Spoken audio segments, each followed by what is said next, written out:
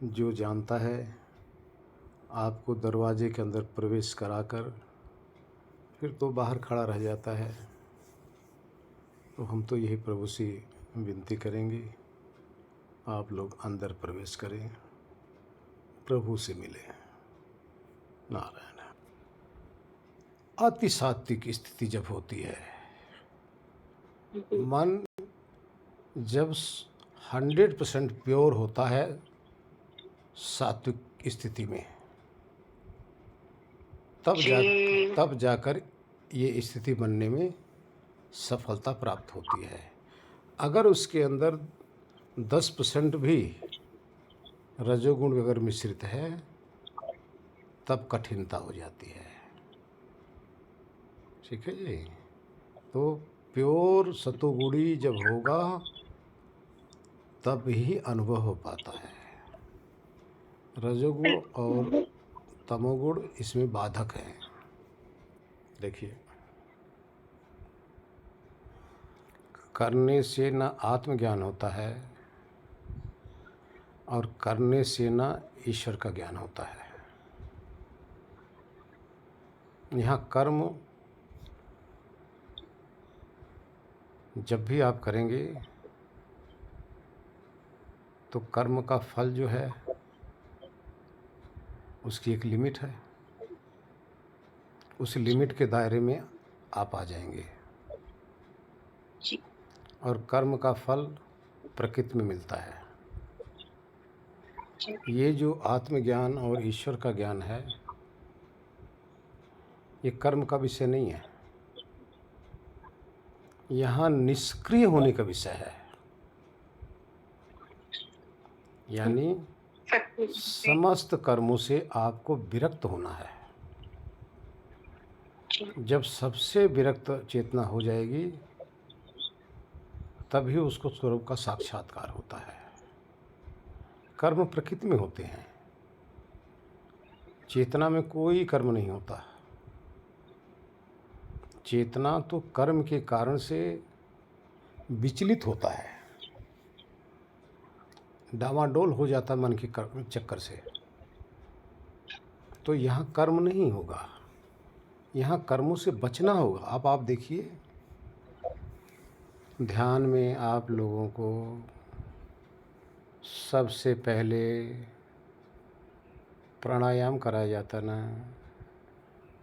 प्राणायाम कराने के क्या कारण है कि आपका मन जो कर्म कर रहा है, संकल्प विकल्प कर रहा है, संकल्प विकल्प करने से वो निवृत्त हो जाए।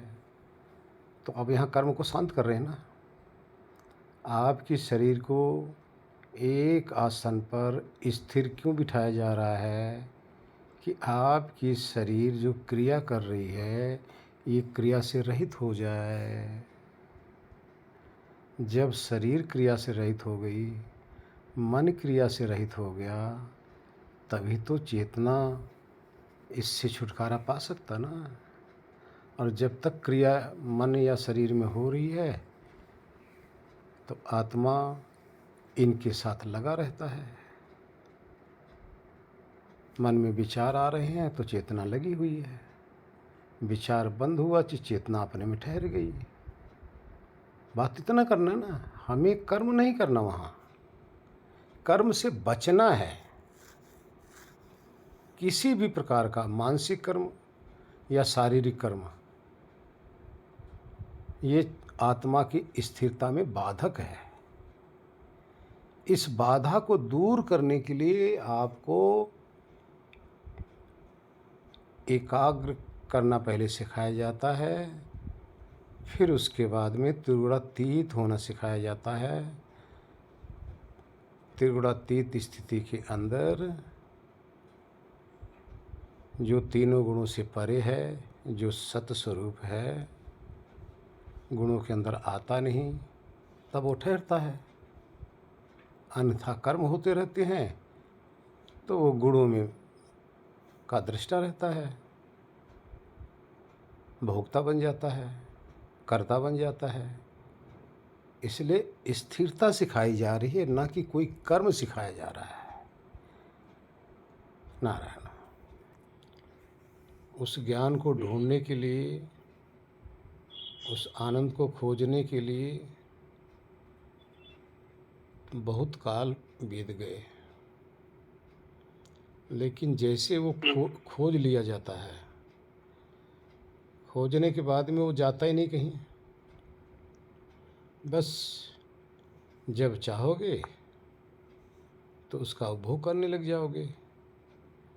फिर इतना आसान हो जाता है, इतना इजी हो जाता है, तो साधक यही पछताता है, यही सोचता है कि हे भगवान, ये कितना आसान है, कितना इजी है, ये पहले ऐसा क्यों नहीं हुआ? क्योंकि याद किया और मिला। जी आचार्य जी, यही होता है। हाँ, तो ये स्थिति का अर्थ होता है संस्कार जो हमारे हैं अब प्रबल हो गए हैं।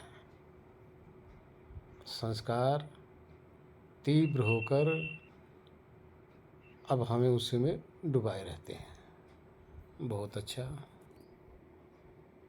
शरीर में एक क्षण से भी बहुत कम के लिए झटके लगते हैं,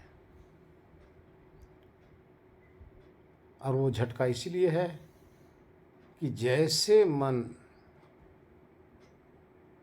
अपनी क्रिया बंद किया, यानी निरुद्ध हुआ, तीनों गुणों से आत्मा अतीत हुआ, अलग हुआ, अलग होते ही उसी के अंदर, आत्मा के अंदर ही जो ब्रह्मानंद है वो अपना शॉट मारता है, और इतना तीव्र वो प्रकाश होता है कि आत्मा झेल नहीं पाता, संभाल नहीं पाता। तब जाके पूरी शरीर ही कांप जाती है। इसी तरह से जब झटके लगते लगते तो आप उसके अभ्यस्त हो जाएंगे उस आनंद में डूबने के, तब आपकी रेगुलर स्थिति बन जाएगी। लेकिन अच्छा है, बहुत अच्छा है, चलते जाओ। ये गाते हैं, इनका ये भजन मुझे बहुत प्रिय लगता है। इनकी कृपा से ही ये हमें मिला है। इनके गुरु जी ने ये भजन बनाया हुआ है। भजन ऐसा है, सतगुरु जी मेरे तुम ही तो हो, और कौन है दुख दूर करें जो। सतगुरु जी मेरे तुम ही तो हो, और कौन है दुख दूर करे जो। दुख तो नहीं मुझे जरो लाल का, तुझको पता है मेरे सभी हाल का।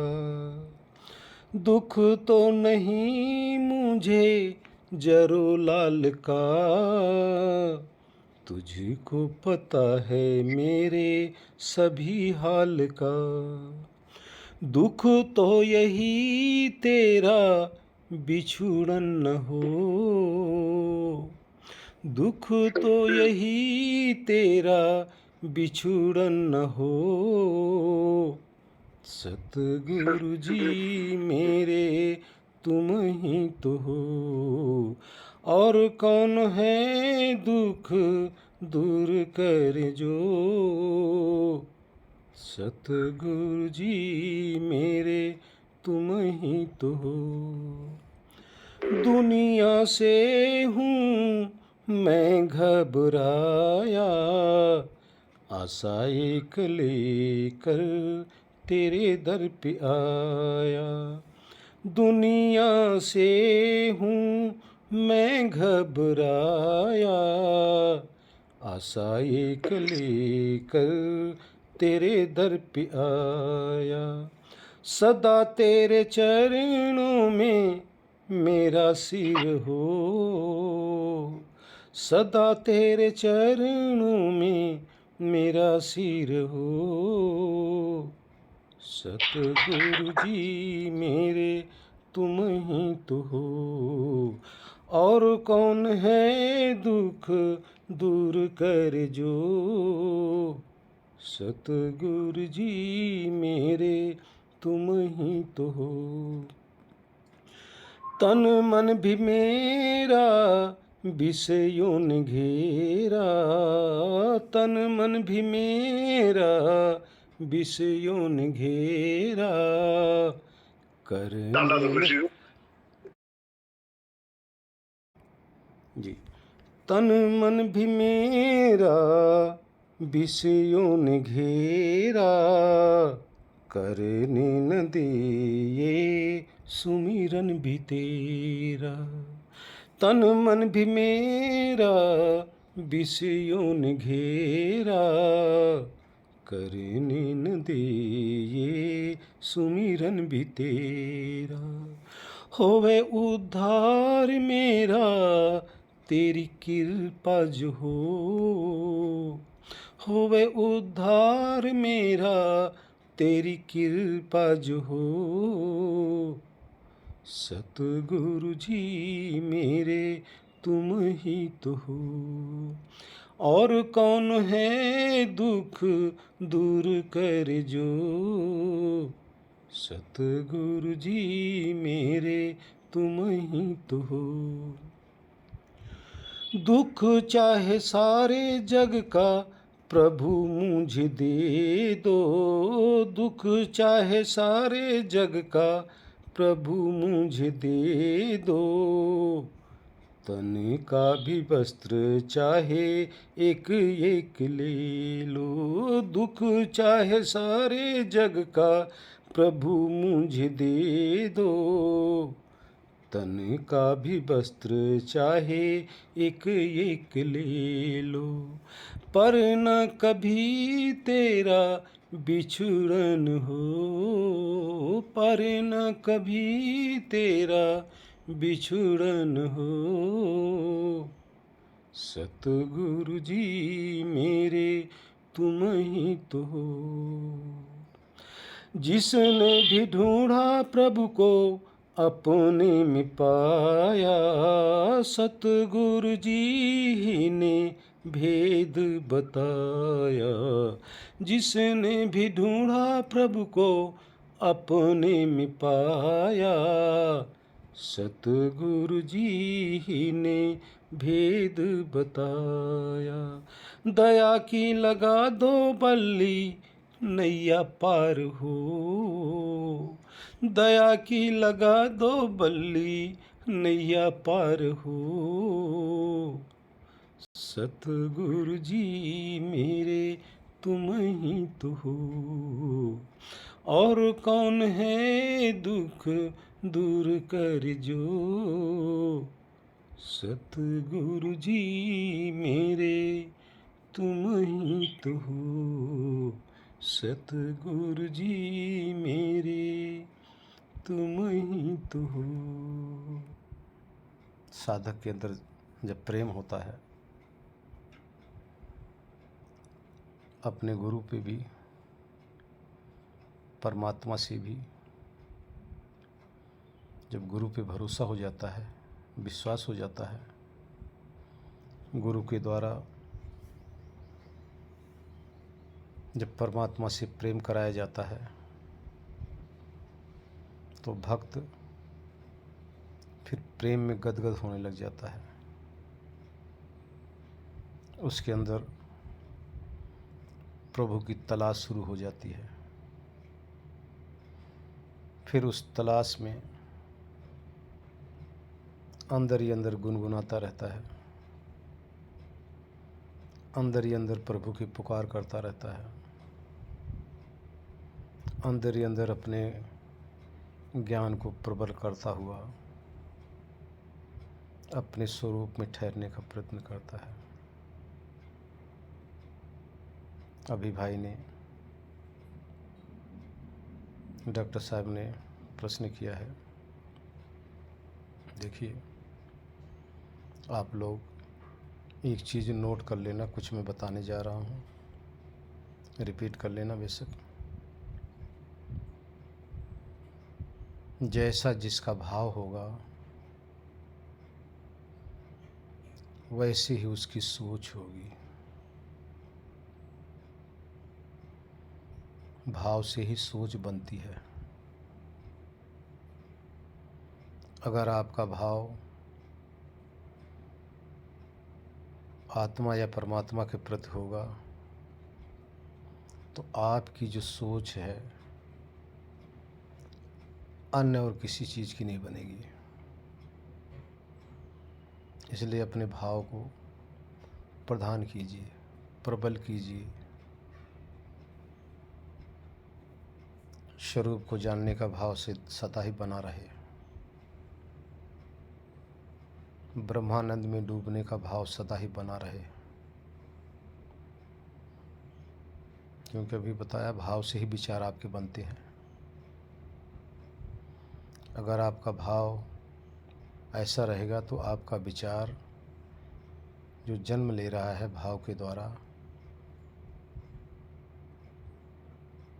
गलत विचार आ ही नहीं सकते। जो भी विचार चलेगा इसी के प्रति चलेगा। जैसा आपका विचार होगा यही विचार वाणी पे आपके आएगा।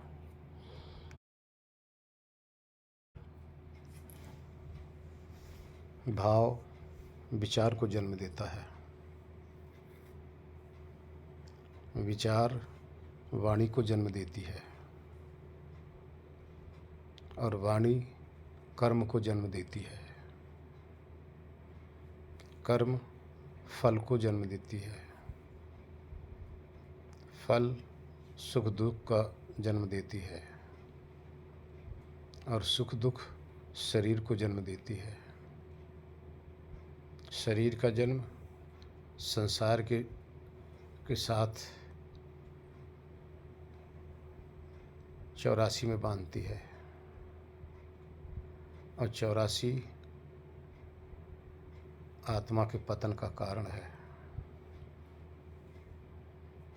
तो इसलिए भाव को प्रधान कीजिए। जो भी आपका भाव हो अत्यंत ज्ञान स्वरूप हो, अत्यंत ज्ञानमूलक हो। आपका भाव ये आत्मा का अपना भाव होता है। भाव मन का नहीं है, भाव आत्मा का ज्ञान है। जैसा जिसका ज्ञान होगा वैसा उसका भाव होगा और जैसा आत्मा होगा वैसा उसका ज्ञान होगा।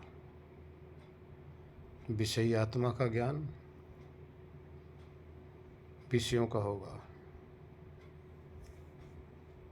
तत्वदर्शी आत्मा का ज्ञान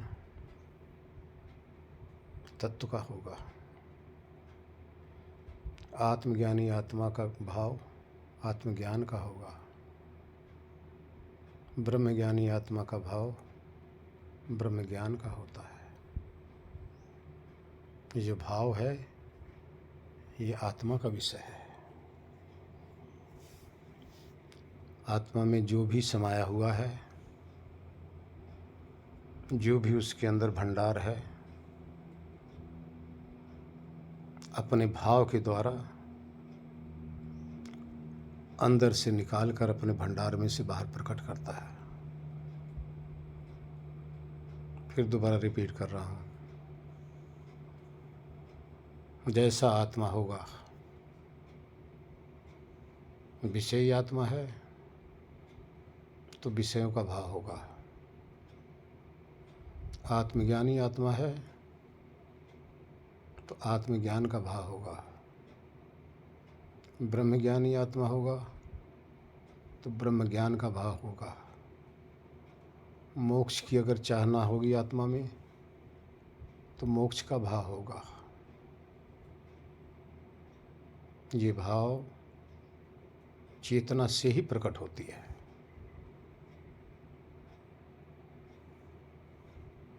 जैसे चेतना के अंदर से ये भाव प्रकट हुआ, इसी भाव से फिर आपका विचार मन के अंदर सारी संकल्प विकल्प उसी पर चलने लग जाएगी, जैसा आपने अपने स्वरूप से भाव को निकाला। तब आगे चैन बन गई। वो चैन क्या है? रिपीट कर रहा हूँ बार बार। भाव से आपका मन चंचल हो गया, भाव के आधार पर मन की सोच होने लग गई, सोच के अनुसार ही आत्मा दुखी सुखी होने लग गया, सोच के अनुसार ही आपकी वाणी बदलने लग गई, उस सोच ही वाणी से प्रकट होने लग गया, फिर वाणी से कर्म में आने लग गया, कर्म से आपका बाहर का भोग आने लग गया। उसी हिसाब से आप जिसके लिए भागेंगे, जिसकी चाहना चेतना की होगी, ये सारी चैन सारी कड़ी उधर चल पड़ी। शरीर भी उसी हिसाब से फिर चलने लग जाता है। सारी शरीर या हमारी शरीर, सूक्ष्म शरीर, मन, समस्त इंद्रियाएं, ये सब आत्मा के भाव के ऊपर ये सारी क्रिया करते हैं। उसी तरह शरीर संसार में विचरण करती है। इसलिए भाव को सुधारिए। आत्मा में भाव जैसा होगा वैसा ही आपका सारा का सारा चैन, सारी क्रिया आपकी चालू हो जाएगी। तो इसलिए जहाँ भी आप रहें, चाहे समाज में रहें, चाहे एकांत में रहें, एकांत में रहे तब भी परमात्मा का भाव आपका बना होना चाहिए। समाज में रहें तब भी आपका परमात्मा का भाव बना रहेगा। परमात्मा का भाव बनते या आत्मा का भाव बनते आपका मन इतना शांत रहेगा,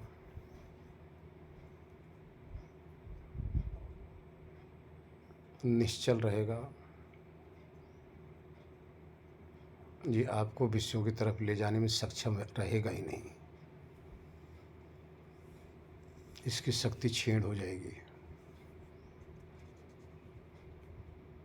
क्योंकि ये आपसे शक्ति पाता है। आत्मा के भाव के अनुरूप ही शक्ति पाकर ये क्रिया करता है। इस तरह जहाँ भी रहें, जो भी करें, आत्म कल्याण के लिए कर्म करें, वही भाव बनाएं। भाव प्रधान है सृष्टि का। आत्मा ज्ञानी भी होता है, अज्ञानी भी होता है। आत्मा में परमात्मा की भी तड़प होती है, आत्मा की भी तड़प होती है, विषय विकारों की भी तड़प होती है।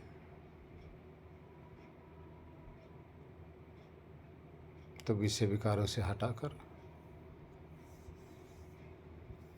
आत्मभाव भावना में आत्मा को जोड़े रखो। इस स्थिति में आपका शरीर का भी पूरा क्रियाकलाप चलेगी। ऐसा नहीं कि रुक जाएगी, नहीं, मन का भी पूरी क्रियाकलाप चलेगी। लेकिन आप बिल्कुल प्रशांत शांत अपने आप को अनुभव करेंगे। आपकी दशा इतनी शांत होंगी, कुछ ना लेते हुए भी आप शांत हैं, कुछ न पीते हुए भी आप रस में डूबे रहेंगे, कुछ न खाते हुए भी आप तृप्त रहेंगे। ये आत्मा की बहुत अच्छी स्थिति है। आत्मा इस समय मन की चंचलता में भटक नहीं रहा है। आत्मा इस समय स्थिर है अपने स्वरूप में। फिर देखो आपकी अपनी स्थिति कितनी उत्तम महसूस करेंगे आप। बिन समाधि लगाए आपकी समाधि बनी रहेगी। बिन आत्मज्ञान करते हुए भी आपका आत्मज्ञान बना रहेगा। उदासीन रहेंगे, सबसे विरक्त रहेंगे। आपको सिर्फ अकेलापन ही पसंद आएगा।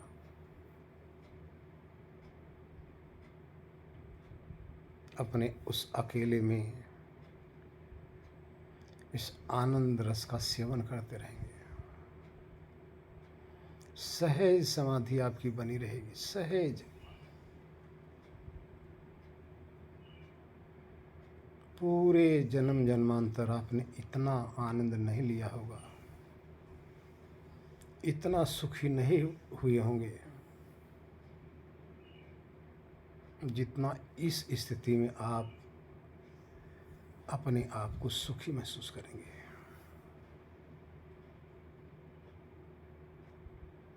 संसार के किसी भी विषय में इतना आपको सुख महसूस नहीं होगा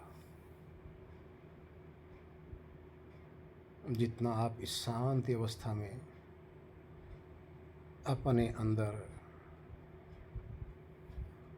बिल्कुल प्रशांत सुख का अनुभव करेंगे।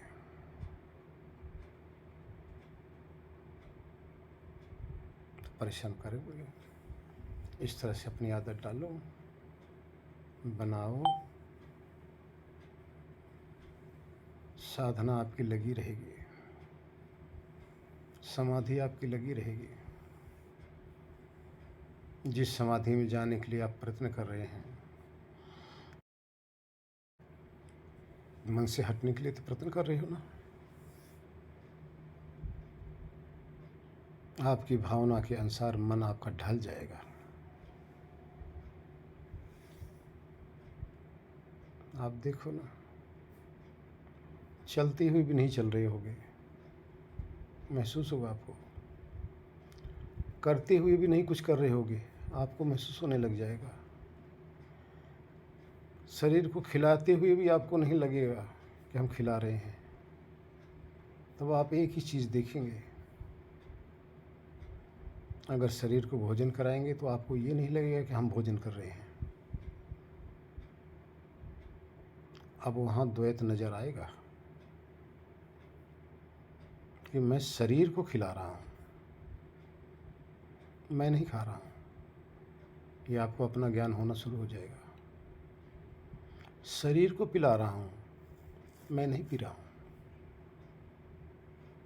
शरीर को पहना रहा हूँ, मैं नहीं पहन रहा हूँ। शरीर को घुमा रहा हूँ, मैं नहीं घूम रहा हूँ। आपको ये अनुभव होने लग जाएगा। शरीर की क्रिया से रहित आप हो जाएंगे।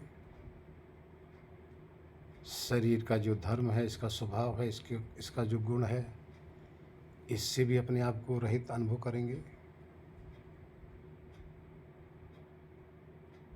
ये स्थिति आप बनाइए, क्योंकि अधिक समय न लेकर थोड़े में ही शांत विश्राम करूं तो अच्छा है।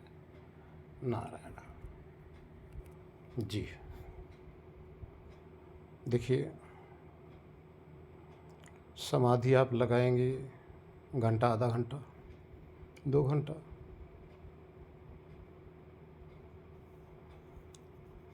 लेकिन अभी आपको बताया गया है भाव आत्मा का होता है, भाव आत्मा से प्रकट होता है और आत्मा के अंदर जैसा उसका में ज्ञान होता है उसके ज्ञान के अनुरूप ही उसका भाव बनता है। फिर रिपीट कर दे रहा हूँ मैं, इसीलिए समस्त में अनेकता दिखाई देती है। जितने भी देहधारी देखेंगे ये अनेकता का सिर्फ यही कारण है कि जैसा जिस आत्मा को ज्ञान है, जिस आत्मा को जैसी उपलब्धि है, जिस आत्मा में जैसी वासना है, उसी हिसाब से वो अपने मन को चलाता है। और जैसा जिसका मन चलता है, जैसा जिसके मन में होता है, वैसे उसकी वाणी चलती है। रिपीट कर रहा हूँ मैं दोबारा, और जैसी जिसकी वाणी होगी वही उसके कर्म के अंदर प्रकट हो जाता है। और कर्म करेगा तो कहाँ जाएगा? जैसे चेतना की भावना हुई, आत्मा की भावना हुई, उसी अनुरूप उसी स्थान पर इस शरीर को लेके जाएगा। कोई मांसाहारी है तो वो मंदिर में नहीं जाएगा, मांस की दुकान पर लेके जाएगा इस शरीर को। भावना किसकी हुई? चेतना की। कोई पुजारी है तो इस शरीर को मंदिर में लेके जाएगा, वो मांसाहार आस्थान पर लेके नहीं जाएगा। जो विषयी है वो इस शरीर को विषय की तरफ ले जाएगा। इसी तरह से कर्म होने लग जाते हैं। अगर इसको जिसने कंट्रोल कर लिया, जिसने इस स्थिति को प्राप्त कर लिया, यानी अपने को ही समझा लिया, यहाँ दूसरे को नहीं समझाना है, स्वयं चेतन चेतन को ही समझाएगा, स्वयं आत्मा आत्मा को ही समझाएगा। किससे समझाएगा? किसी ज्ञानी पुरुष के संग में जाकर। पहले भी बताया गया कि संग दोष तो लगता ही है, जैसा करेगा संग वैसा आएगा इस पे रंग। तो ज्ञानी पुरुषों के संग में जाकर वहाँ से ज्ञान लीजिए, ज्ञान मिलता जाएगा, आत्मा ज्ञानवान होता जाएगा, उसकी प्रवृत्ति बदलती चली जाएगी। प्रवृत्ति बदली तो उसका संसार ही बदला नजर आएगा। ध्यान आपको बताया गया है, ध्यान में भी आपको इस मन की वृत्तियों को ही तो रोकना पड़ता है। और शुद्ध जब मन 100% सात्विक होता है तभी जाकर शरीर में झटके लगते हैं। 100% ध्यान रखना, 99 पे भी नहीं होता। उस क्षण मन बिल्कुल आपका तीव्रातीत हो गया। अब आपने मन को अर्थात भावना को आपने 100% कर लिया, उत्तम, आपका मन भी 100% ही रहेगा। मन कुछ भी दिखा रहा है आप देखेंगे नहीं, आप वही देखेंगे जैसी आपकी भावना होगी चेतना की। तो ये जो स्थिति है समाधि की, अध्यात्म की, ध्यान की, ये पराकाष्ठा है, ये सबसे उत्तम है। इस स्थिति में साधक समाज में रहता हुआ भी नहीं रहता, विषयों के साथ रहता हुआ विषयों में नहीं रहता,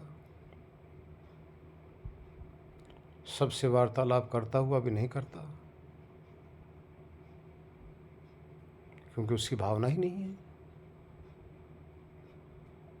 जब उसकी भावना ही नहीं है, चाहना ही नहीं है, उसको ग्रहण क्यों करेगा? क्यों? वो तो और कहीं तृप्त है। जहाँ तृप्त है उसको पता है, दूसरे क्या पता। दूसरे तो ऐसे विदेह पुरुष को भी अपने जैसे समझेंगे ना। ये विदेह की स्थिति है, देह में रहते हुए देह से परे हो जाना। ये प्रकृति लय की स्थिति है, प्रकृति में रहते हुए भी उसके लिए प्रकृति समाप्त सी हो जाए, बहुत उत्तम स्थिति है। क्योंकि साधना में घंटा 2 घंटा बैठेंगे, आना तो पड़ेगा समाज में, शरीर को भी खिलाना है, समाज में भी रहना है। जब ऐसी भावना बन गई तो समाज हमारा बाल बांका भी नहीं कर सकता। तो इसलिए बहुत उत्तम स्थिति है, पराकाष्ठा है। ये आचरण में आने की चीज़ है। देखिए, जब तक आचरण में ना आए तब तक शुद्धता नहीं है। जब आचरण में आ गया, समाधि समाधि लगी हुई है, सहज समाधि है। नारायण नहीं, अभी बताया ना, परिश्रम प्रकृति में करना होता है, कर्म प्रकृति में होता है, आत्मा में परिश्रम नहीं करना होता है, आत्मा में कर्म नहीं होता है। कर्म तो गुण ही गुणों में बरतते हैं, उसको कर्म कहते हैं। आत्मा तो अपने ज्ञान में तृप्त हो जाना है ना।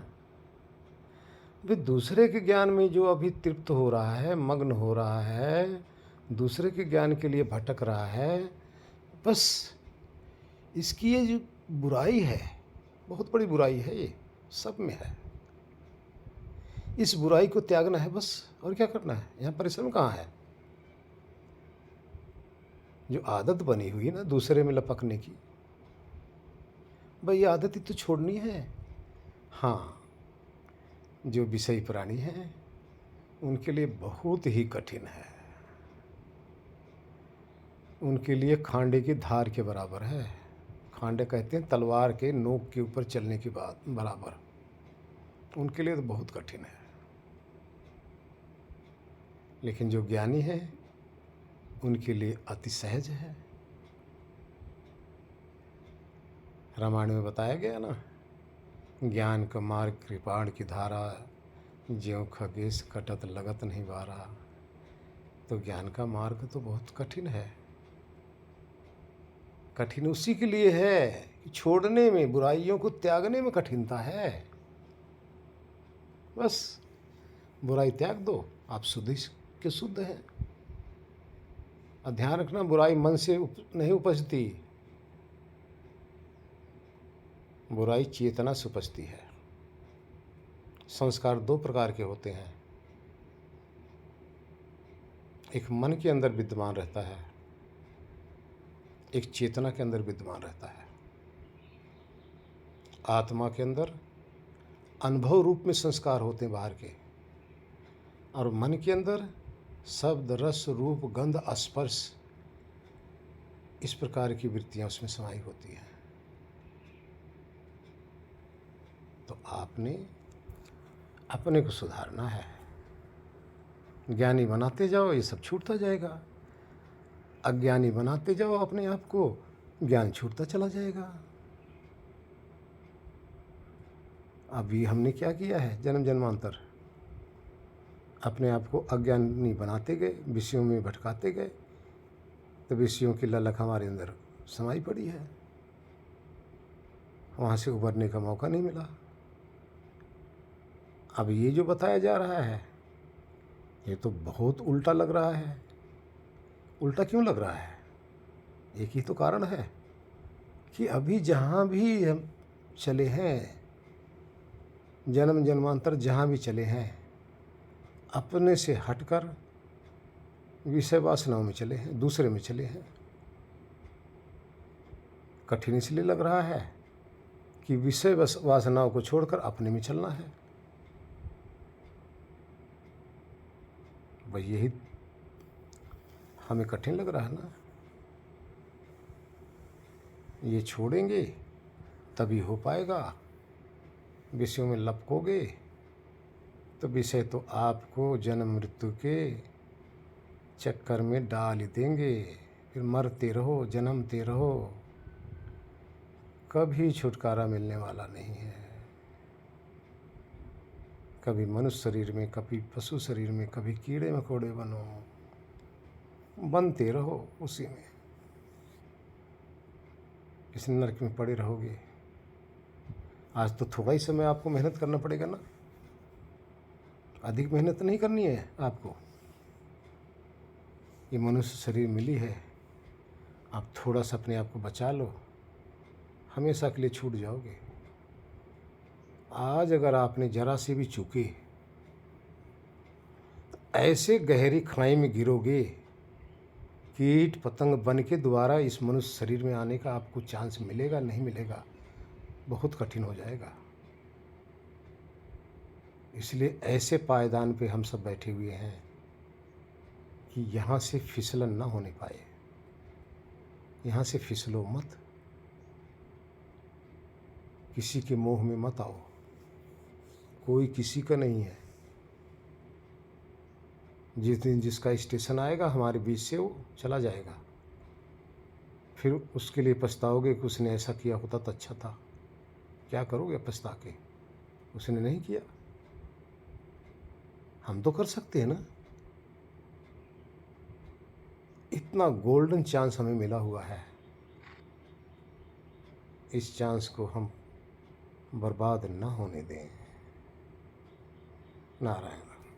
कल का विषय यही था, अभ्यास वैराग के द्वारा ज्ञान को प्राप्त करो। लेकिन आज का विषय और कुछ है, उससे आगे। आज का विषय ये है कि जब आत्मा को जब ज्ञान हो जाता है ना, तो उसके आचरण में आना चाहिए। आचरण नहीं सुधरा तो आप लाख ज्ञानी हो गए, किसी काम का नहीं, 2 कौड़ी का है, व्यर्थ है, किसी काम का नहीं।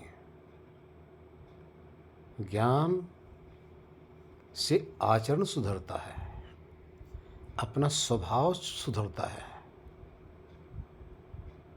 हम दूसरे को स्वभाव को न शुद्ध करें, अपने स्वभाव को पहले शुद्ध करें। जब हमारा स्वभाव शुद्ध हो जाएगा तो हमारे के द्वारा कोई भी अनर्थ कर्म हो ही नहीं सकता, संभव ही नहीं है, असंभव हो जाएगा। कैसे हो जाएगा? एक योगी पुरुष को कभी मदिरा खाने में उसकी हिम्मत नहीं होगी, जाएगा ही नहीं। बांध के भी अगर ले जाओगे ज़बरदस्ती तब भी वो नहीं जाएगा, क्योंकि उसका आचरण नहीं है। एक योगी पुरुष जहाँ कसाई की दुकान पे मांस बिक रही है वहाँ से दूर भागेगा, देख के भी आंखें निगाहें दूसरी तरफ घुमा लेगा, उधर नहीं जाएगा। इसी तरह से हमारा आचरण जब सुधर जाएगा ना, तो हम किसी में जाएंगे ही नहीं, किसी चीज़ की हमारी लत ही नहीं रहेगी। हमारी आदत जहाँ बन गई है, आचरण का अर्थ अपनी आदत को परिवर्तित कर लेना। जो बदल लिया, जिधर के लिए बदला उधर तो रहेगा ही रहेगा। तो अपनी दिशा को मोड़कर वो दूसरी दिशा में चलने लगा है, अब वो उधर का राही हो गया है। इस तरह से ज्ञान के बाद में आचरण सुधरना चाहिए। सबसे मुख्य कारण होता है अपने सुधार का कारण अपना आचरण। और आचरण कैसे सुधरता है? ज्ञान के आधार पर। और ज्ञान कहाँ से आता है? यथार्थ तत्व के दर्शन से। आप दूसरे से सुनते रहोगे वो ज्ञान नहीं हो पाएगा। जितना मर्जी आत्मा परमात्मा की चर्चा सुनते रहो, कुछ नहीं होने वाला है। सिर्फ आपको शाब्दिक ज्ञान होगा। ऐसे ज्ञान से, जैसे पंडित जी लोग है ना, कथा तो कराते हैं लेकिन वो दूसरे के लिए कराते हैं। इसी तरह से कथावाचक तो बन जाओगे लेकिन दूसरे को कथा सुनाओगे, आपका आचरण सुधरने वाला नहीं है। इसलिए ज्ञान के द्वारा अपने आचरण को सुधारिए, और आचरण सुधरते हुए आपकी सारी दुनिया गायब हो गई है। आपकी दृष्टि बदली नहीं कि पूरी सृष्टि बदली हुई नजर आएगी। इसलिए आज आचरण के विषय चल रही बात। नारायण। इसको यूं कह सकते हो, मूल केंद्र को भली भांति जानकर समझकर मूल केंद्र का आचरण करना, मूल केंद्र के अनुसार आचरण करना, व्यवहार करना। जी गुरुदेव। जैसे गुरुजी सत्संग में मूल सब्जेक्ट क्या होता है? विजाति पदार्थ, जो जड़ पदार्थ है, जो विज्ञान स्वरूप है, जिसमें अपना कोई होश, ज्ञान, अपना अनुभव नहीं होता। इस पदार्थ से हटकर जो ज्ञान है, जो अनुभव स्वरूप है, जो सदा है, उसके अस्तित्व को समझना, जानना, अर्थात उसमें ठहर के जानना है। ऐसा नहीं कि आपने सुन के जाना, उसमें ठहर कर। जैसे आपने जल की शीतलता का ज्ञान करना हो तो जाकर गंगा जी में या समुद्र के अंदर जहाँ भी है, उसमें जब तक डुबकी अच्छी तरह से नहीं लगाओगे तब तक मूल ज्ञान आपको नहीं आएगा। इसी तरह से आत्मा ही आत्मा में जब डुबकी लगाएगा ना, जब वहाँ ठहरेगा ना, तब वो ज्ञान आता है। और फिर वही ज्ञान फिर बाहर उसका उपयोग हो।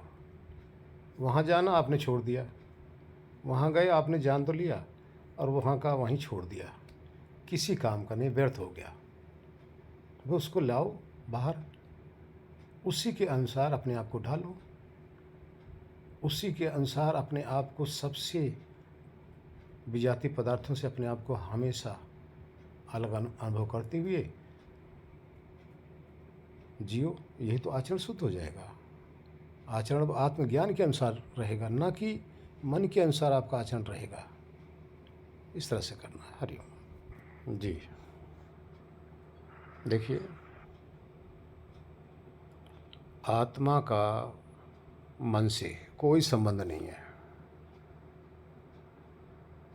आत्मा का शरीर से कोई संबंध नहीं है, आत्मा का विषयों से कोई संबंध नहीं है। हाँ, तो वो तो एकदम न्यू बॉर्न बच्चा है ना। क्योंकि आत्मा एक ऐसा पदार्थ है, ना वो किसी में मिल सकता है, ना उसका कोई खंड हो सकता है। वो तो अखंड है। कुछ भी चीज़ उसके अंदर भी मिश्रित नहीं हो सकती, और न आत्मा किसी में भी मिश्रित हो सकता है। बिल्कुल विजाति पदार्थ है, विजाति तत्व है। लेकिन यहाँ संयोग कैसे हो रहा, ध्यान रखना। मिल सकता नहीं, फिर भी संयोग है। संयोग क्या है? आत्मा कामनामय पुरुष है, उसमें कामना रहती है, चाहना रहती है। अपनी कामना के कारण से, अपनी कामना प्रकृति में करने के कारण से प्रकृति के संग वो खींच जाता है, प्रकृति का संग दोष लग जाता है। ऐसा होते हुए भी वो सिर्फ दृष्टा है, इसका ज्ञाता है, इसका अनुभव करता है। ये जो अनुभव है ये ज्ञान रूप में है, जान लेना। अब जान लेने से न तो वो वस्तु चेतना के अंदर चली गई और न ही चेतना वस्तु के अंदर चला गया। अब यहाँ देखो ना, आपके सामने कोई चीज़ है, आपने देख लिया, उसको जान लिया। अब जानने में ना तो वस्तु जरा सा एक रत्ती भर कम होती है और ना जो जान रहा है उसमें कुछ कमी आती है, क्योंकि जानना तो उसका स्वरूप है, उसका स्वभाव है। उसने सिर्फ जाना है। और ये जानना भी 3 प्रकार का होता है, एक अनुकूल जानना, एक प्रतिकूल जानना, एक न्यूट्रल हो जाना। अनुकूल जब जानता है तो उसके अंदर एक वासना प्रकट हो जाती है, उसी के प्रति लगाव और उसको जानने के लिए। जब प्रतिकूल जाना तो उसके अंदर एक नफरत, घृणा अर्थात डिटेचमेंट कह लो, अब उसके अंदर हो जाती, वो वहाँ से हट जाता है। यानी सटना और हटना ये चेतन का धर्म है, अर्थात किसी के सानिध्य में चले जाना और वहाँ से हट जाना, ये चेतना का स्वभाव है। और ये स्वभाव जो अज्ञान मूलक उसका स्वभाव है, इसको सुधार दोगे, इसको बदल दोगे, तो जो आप जो बता रही हैं कि सेम वही चीज़ आपको अनुभव होगा। तब आपको अपना पूर्ण रूप से अपनी स्थिति, अपना अनुभव, स्वरूप साक्षात्कार ये प्रतिबोध के अंदर आता है, अर्थात इंद्रियों का विषय नहीं रहता, जहाँ सिर्फ आत्मा ही आत्मा का ज्ञान करता है। और जिस जगह आत्मा दूसरे का ज्ञान कर रहा है, ये बंधन हो गया। जब आत्मा आत्मा का ही ज्ञान कर रहा है, ये मुक्ति हो गई। इसलिए आगे करना है नारायण। देखिए, उस दिन बताया था 7 धर्म। देखिए, गुण, धर्म और स्वभाव 3 होते हैं। इच्छा, ज्ञान, प्रयत्न, ये आत्मा का स्वरूप है,